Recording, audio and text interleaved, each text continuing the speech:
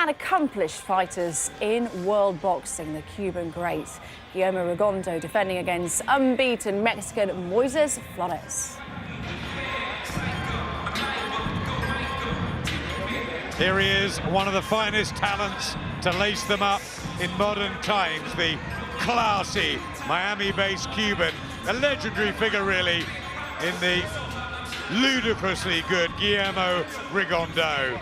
Double Olympic gold medalist, double world champion, unbeaten in 14 years and in 17 professional fights. But he's not excited the American TV giants. He can really frustrate.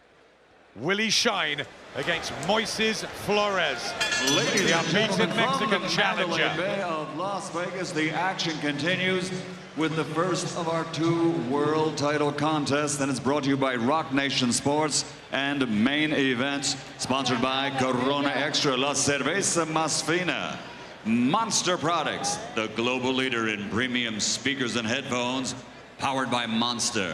Jetlux, choose the way you fly with Jetlux. Life 10 Electrolyte, energize, hydrate, restore life. Zappos, powered by Service, Douce Cognac. ProSups, results period with ProSups. And Jordan Brand. This bout sanctioned by the Nevada State Athletic Commission, along with the World Boxing Association President Gilberto Jesus Mendoza, supervisor at ringside Renzo Bognarial. The 3 judges scoring will be Adelaide Bird, Bert Clements, and Glenn Trowbridge, and inside the ring in charge of the action at the bell, referee Vic Draculich. And now it's undefeated champion versus undefeated champion. Somebody's O has got to go. 12 rounds of boxing for the WBA Super Bantamweight Championship of the World. Introducing first, fighting out of the red corner, wearing white with green and weighing in officially at 122 pounds. His professional record, a perfect one. 25 fights, 25 victories, including 17 wins by knockout. Damas y caballeros de Guadalajara, Jalisco, Mexico, the reigning and defending undefeated WBA Super Bantamweight Champion of the World, Moises Chacal Flores.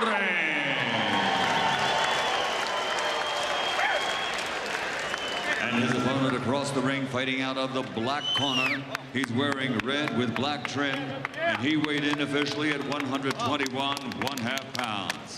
He's an Olympic gold medal champion who now has a perfect professional record consisting of 17 fights, 17 victories, including 11 wins by knockout, and he's ranked among the best pound-for-pound fighters in the world.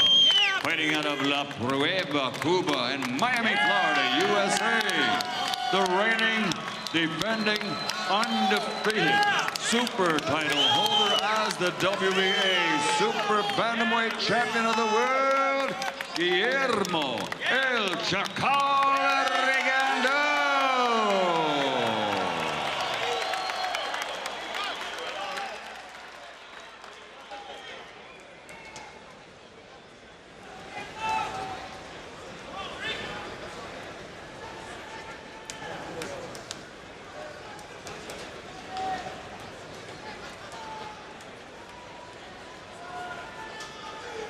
All right, gentlemen, this is for the WBA Super Bantamweight title. You've received your instructions in dressing room. Again, I want to caution you. Any punch below these areas is going to be called low. Golpes debajo de este punto será llamado bajo. With that said, I want you to obey my commands, protect yourselves at all times. Obedezca mis comandos y protegerse a su mismo siempre. Touch them up now. Good luck to both of you. Tóquenlos. Buena suerte ambos. An opportunity to witness the precociously dazzling skills of the Cuban-born starry Guillermo Rigondeaux, who just has that missing ingredient of raw entertainment. But maybe we'll start to see it, as while still fairly fresh as a pro, Rigo is now 36 and 6 years younger comes a fired-up Mexican challenger who believes wholeheartedly this is the time to take the little man. Moises Flores finally has his chance under the bright lights. The WBA Super Bantamweight title on the line. And a wonderful hors d'oeuvre here, Paulie, of unbeaten fighters meeting before the big one. Yeah, Rigondeaux's going to have a Congo guy in front of him. We'll see if he can, if Moises can match any of the talent Rigondeaux has. You see Rigondeaux setting up for a left cross that grazed him there, but he's definitely going to show the enthusiasm. An undefeated guy always has a bit more enthusiasm, and it's harder to take away. It's harder to take away the winning mentality from him. So we'll see how Rigondeaux frustrates him, or if he can frustrate him. He's also a massive super bantamweight. Huge is Flores. He's wiry though and wild and a real character. As we saw the exuberance in the ring walk, and He's just a calm demeanor by Rigondeaux. You know, you'd say by the textbook he's doing the wrong thing right now. He's a lefty, he's going to his own left, he's going towards the right hand, but really you can't say Rigondeaux does anything wrong because he figures out a way to make it right. he's brilliantly astute, isn't he?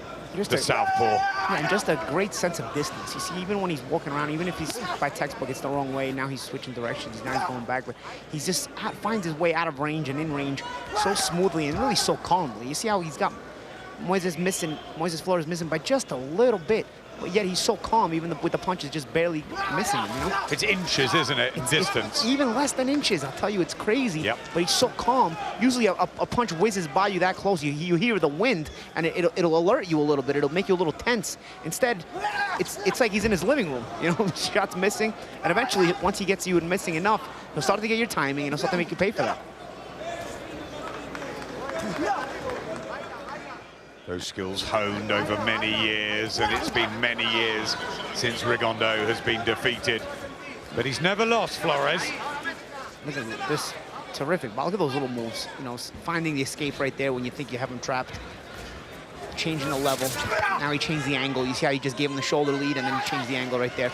Little things that just aren't appreciated by enough people in boxing, and that's why he gets criticism, especially in the U.S. There's too much of a concentration on knockouts, too much of a concentration on toe-to-toe fighting. I mean, that people don't stop enough to appreciate this guy and the little nuances that he does. There's so many little nuances he's doing just in this first round alone. You know that already Flores, as much as he wants to pressure him, is already calmer because he's confused. He's like, what's going on? You know, I can't touch this guy even though he's right in front of me. And before you know it, Rigondeaux will start to let go of the counter. So there it is right there. You see, there was one shot, and that's probably won him the round.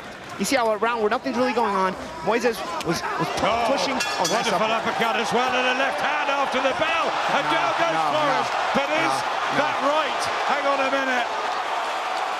Controversy here at the end of the first round of this world title fight, because that happened after the bell. Oh dear, what are we going to have here, Paulie, as he's laid out? I don't know, I want to see that replay again. The Rigondeaux team is celebrating. They believe it's a knockout victory. In the least, it's a no contest. I don't think you can disqualify Rigondeaux for such a shot at the belt. But your first reaction was no. And Jane Ady's in there, and I think he's trying to explain to Team Rigondeaux. Well, yeah, Vic Draculich is in there trying to explain to Tim Rigondeaux, but I don't want to... Vic Draculich, sorry, yeah. What a confusion here at ringside, definitely after the bell. And here's what your reaction was that he made a meal of it, wasn't it, yeah, at first? I think so. Let me see how again. Let me see, because I think he stands up at first. Look, I think he's, look. He's, I don't know. Maybe if you go down like you died, you go down like you died right away. You know what I'm saying? You don't stand for a second and then go down like that. You know what I'm saying? Like, when a guy gets knocked out like that, he goes down instantly. You don't stand for a split second and then completely lose consciousness. When you lose consciousness like that from a punch, you lose consciousness the instant it lands, not 1 second later. Well, it was a second after the bell, we believe. So what is going to happen here? A no contest? You know, I would make it a no contest. You know, we'll see. You know, I would make it a no contest. I think he made a meal of it. I really do. Let's see it again. Watch when the shot lands. If you go out, knocked out cold like this, you go out cold before you hit the ground. Instead, he's standing. Oh, look, he even raised his right glove. He even raised his right glove for a second, and then he said, you know what? Let me make a meal of this. When you get knocked out this way, the way he's laying right now, you're out the instant the shot lands. You are out before you hit the ground. and he was not out before he hit the ground. He kind of made a meal of it for a second, and then he just said, you know what, let me take a chance at this.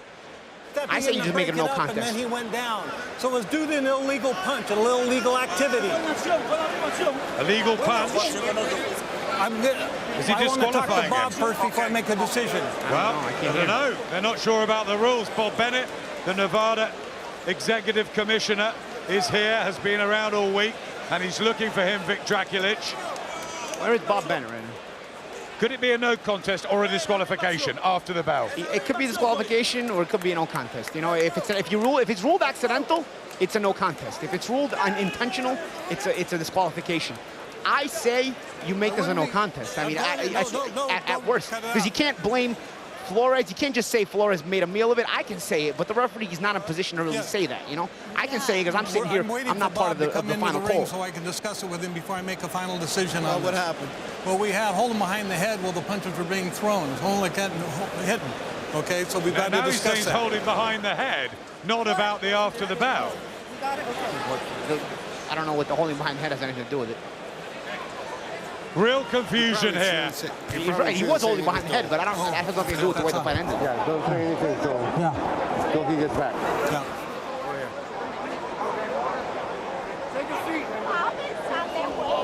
When do you remember a referee looking for the executive commissioner? Here's what's aggravating about this, Adam.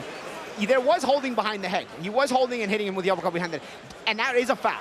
But that had nothing to do with the way the fight ended. Why are you focusing on this when he wasn't holding him behind the head when the lethal punch landed? Because when the final punch lands, which is the one that's in question, there's no holding behind the head. No holding there. What are you worried about the holding behind the head for? I think he was about to tell him off for the behind the head holding, and actually... And that's when Flores realized, you know what, let me make a meal of this. That's when Flores took that second and said, let me make a meal of this. You know, like right here. Because it's certainly a foul. It's certainly a foul. Well, look. Now the shot lands here. There's no holding behind the head. Recklich was in the motion of jumping in.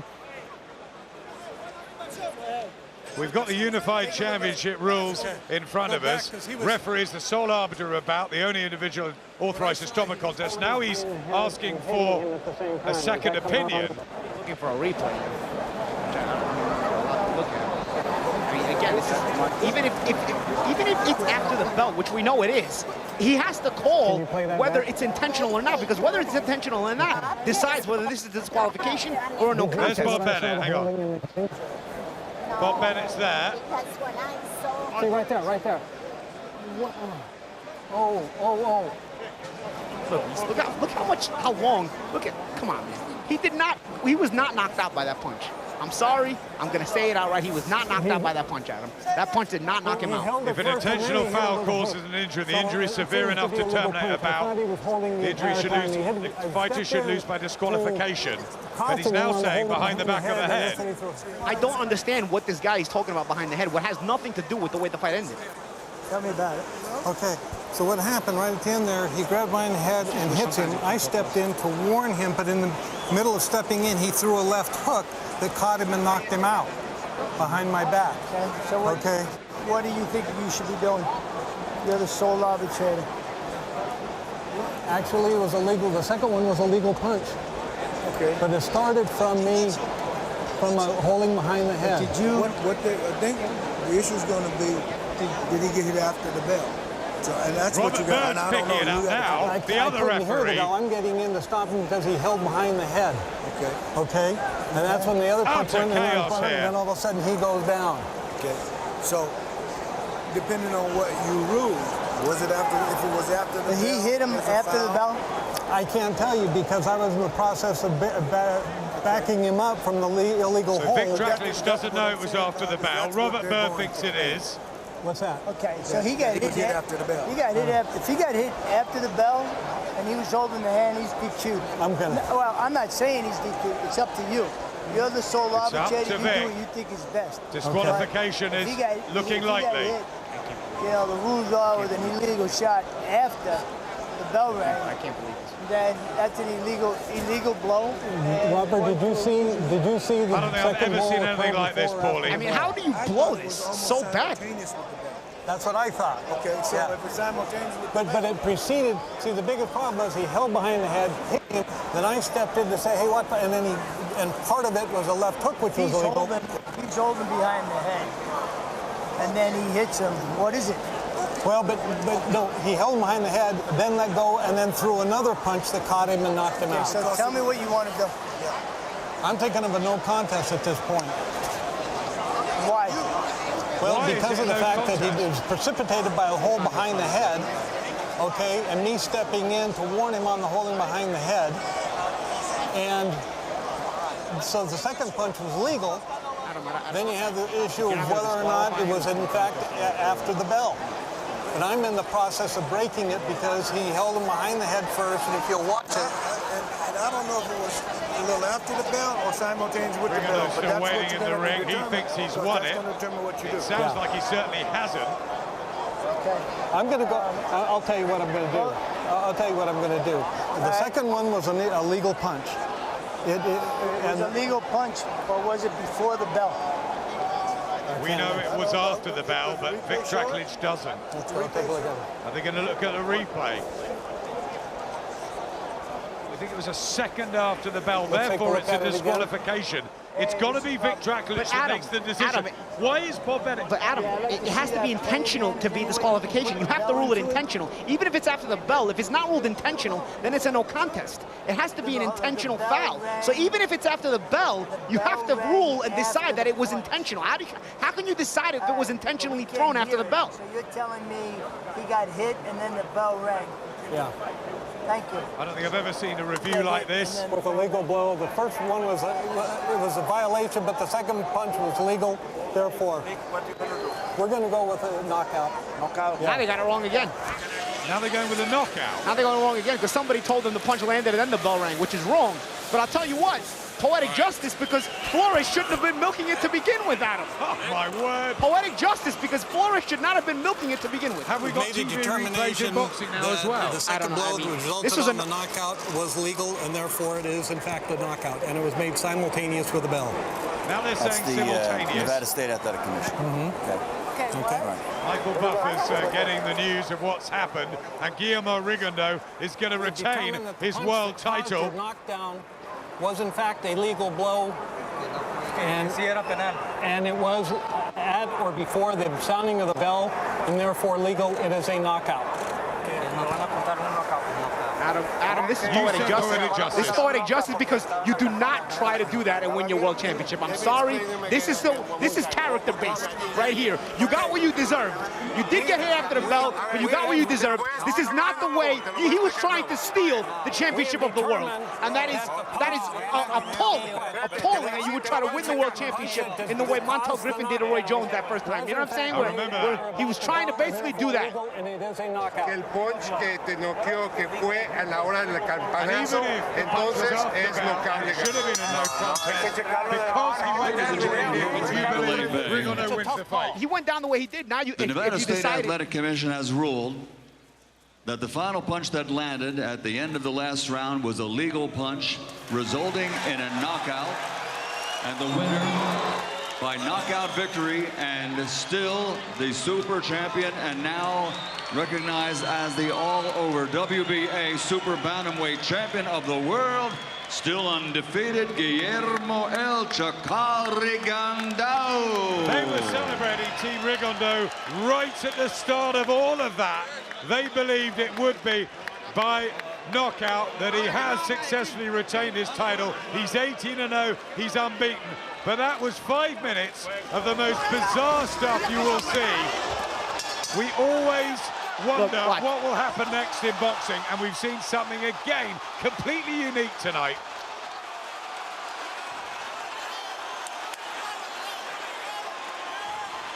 Are you getting up? He milked it.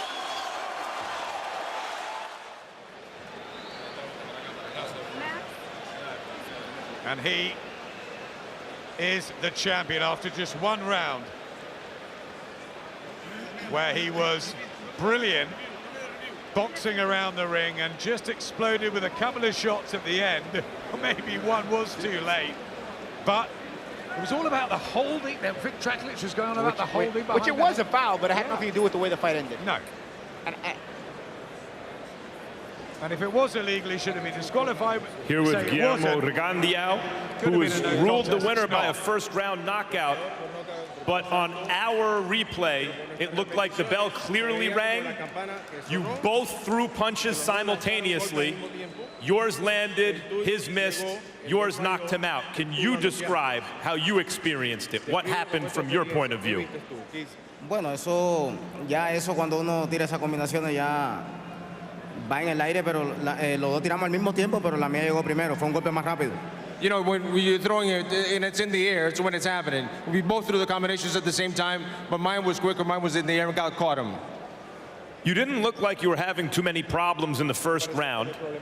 You were in with an opponent who was aggressive, which means that you were likely to look good throughout the fight because he'd give you chances to counter. And yet, toward the end of that round, you held him behind the head and hit him 3 times. Why did you do that at the end of that round when it seemed as though you could have your way with him? No, Flores es un boxeador alto que es estilo mexicano, que es para adelante, y todo era cuestión de tiempo. You know, Flores is tall, he's a Mexican style, he pushes, he presses, but it was only a matter of time, really. Watching you in your corner, I assumed, while they were trying to figure out what they were going to do here, that you had to be a little nervous. What if they disqualified you and it went down as a loss? As avoided as you have been, that would have been more excuse for people to continue to avoid you. What were you thinking in the corner while you were waiting for them to figure out what the official verdict would be? No, yo no me preocupo, yo peleo sin nervios, yo siempre trato de hacer todo lo mejor que puedo y darle lo mejor de mí al pueblo y todos los fanáticos, y es lo que he hecho hasta ahora. I'm not worried. I fight with no nerves. I have no problems with that. And I just fight to give the best to the public, to give the best to all the fans, and that's what I've done up to now. In spite of your reputation as an overly defensive fighter, you have recently fractured a guy's jaw in a title defense, knocked a guy out now with 1 punch at the end of this first round, and have engaged in fights in which you've hurt and damaged your opponents. What do you think it's going to take for you to create enough demand for other top fighters to fight you? Imagínate, si sigo desapareciendo a todos los de 122, ahorita voy a tener que pelear con los árbitros. You know, at 122, if I'm making everybody disappear at 122, what am I going to do? I'm going to fight against who? The refs? Can you repeat what you told me the other day? You said that you would give all your belts away if the fighters who you gave them to would simply get in the ring with you. Can you explain that? Bueno, sí, por supuesto. Voy a regalar todos los cintos, el que lo quiera de los 122, y después yo voy y se lo quito. Yo se lo quito que lo tenga. Yes, of course. I'm going to give them away to those guys, and let them come back into the ring, and I'll take them away from them. I'll take them away, like I told you. In other words, you want to fight champions, and the only way to do it is to give them the belt if they would agree to get in the ring? Bueno, por supuesto. A ver, ahora estoy aquí, sigo siendo el campeón. No quiero ser el mejor, pero sigo siendo el más completo. Quiero ver quién es el que se atreve y que me diga, estoy disponible. Yes, I'm here, and I'm the champion, and I'm the most complete fighter, and I'm waiting to see who has the balls to come in. It seems to me that it's unlikely that other 122-pound belt holders will fight you. If they don't, are you interested in a fight with Chocolatito, were he to move up and accept that challenge? In a catchweight fight, maybe? Are you interested in the same kind of situation for Lomachenko, other super fighters around your weight division? Nosotros peleamos, siempre estamos disponibles. Nosotros nunca decimos que no. ¿Cuál es el próximo que sigue ahora? I'm always available. I never say no. Tell me who's next. So you would be interested in a catchweight fight with Chocolatito or Lomachenko? Con el que quiera que me avise. Whomever, let me know. Is there anyone in particular you would like to fight? One fighter that you think, I want that guy, that would be a big fight? A mí me sirven todos, cualquiera, todo. Uno por uno. Anyone, all of them, one by one. Thank you, Guillermo. I look forward to seeing a fight again real soon. Jim.